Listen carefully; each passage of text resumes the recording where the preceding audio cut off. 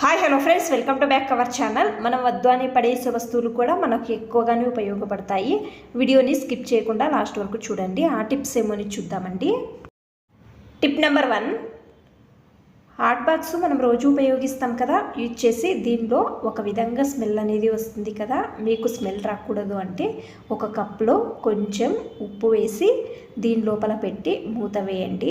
Hot box నుంచి ఏ smell అనేది రాదండి. కావాలంటే ట్రై చేసి చూడండి, బాగా హెల్ప్ అవుతుందండి ఈ టిప్ అనేది. టిప్ నెంబర్ 2, ఒక గ్లాస్ నిండా మీ ఇంట్లో రెగ్యులర్గా ఏ రైస్ యూజ్ చేస్తారో ఆ రైస్ తీసుకోండి. తర్వాత మీ ఇంట్లో కత్తెర, గ్రేటరు, చాకు ఇవి ఉంటాయి కదా, ఏమి షార్ప్ లేవు అన్నప్పుడు, ఒక్కోసారి మనం ఏమైనా కట్ చేసేటప్పుడు కట్ కాదు కదా, షార్ప్ లేదు అన్నప్పుడు ఆ టైంలో సేమ్ నేను వీడియోలో చూపించే విధంగా మీరు చేస్తే ఒక 2 నిమిషాలు చేస్తే చాలండి, ఎక్కువగానే షార్ప్ అవుతాయి. మీ ఇంట్లో ఉన్న చాకు, కత్తెర ఇవన్నీ కావాలంటే ట్రై చేసి చూడండి ఈ టిప్పు.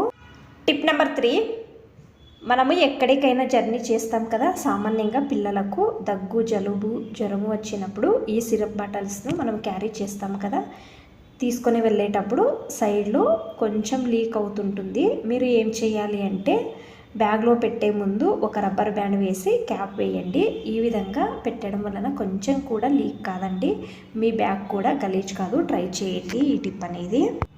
టిప్ నెంబర్ 4, ఈ వస్తువులు సామాన్యంగా అందరి ఇళ్లలో ఉంటాయి కదా, మనం యూజ్ చేస్తుంటాం కదా, అయినా సరిగ్గా యూజ్ చేయకపోతే తుక్కు పడతాయి. చూడండి, ఇవి తుక్కు పట్టాయండి. ఇక ముందు అకస్మాత్తు ఈ విధంగా అయితే కొంచెం నూనె తీసుకొని ఒక ఆనియన్ను కొంచెం తీసుకొని బాగా రుద్దండి.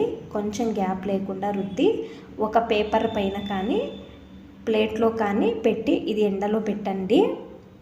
మీరు 2 నెలలకు ఒకసారి ఈ విధంగా ఆయిల్ అప్లై చేసి ఎండలో పెట్టండి, తుక్కు పట్టవండి.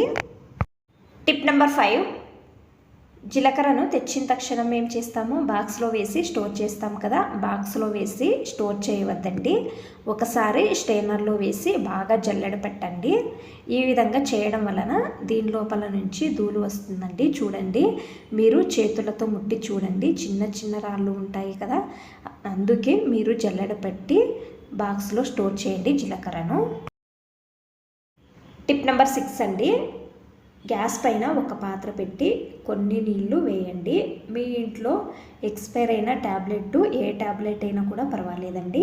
నా దగ్గర డోలో ఉందండి, అదే తీసుకున్నాను. ఒక ట్యాబ్లెట్ వేస్తున్నానండి.